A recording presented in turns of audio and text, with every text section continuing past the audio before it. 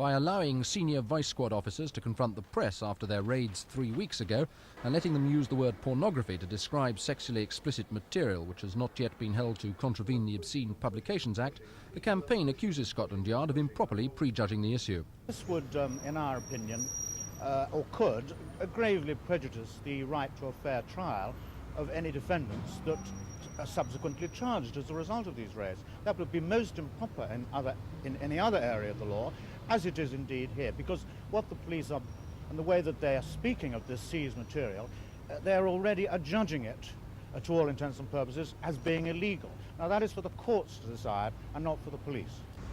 That apart, the campaign's 3-page protest letter urges wider use of the police's discretionary powers, so as to avoid spending massive amounts of taxpayers' money on seizing material which, because of the widely accepted inadequacies of the law, juries may later rule to be acceptable.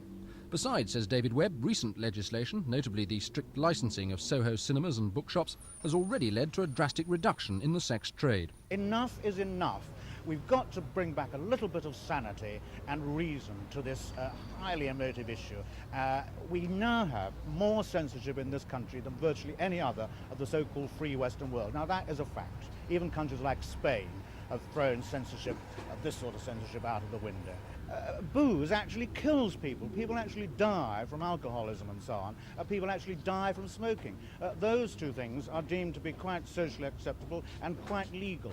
I've never heard of anybody dying, being killed, or even being harmed by seeing or reading or hearing a sexually explicit piece of material.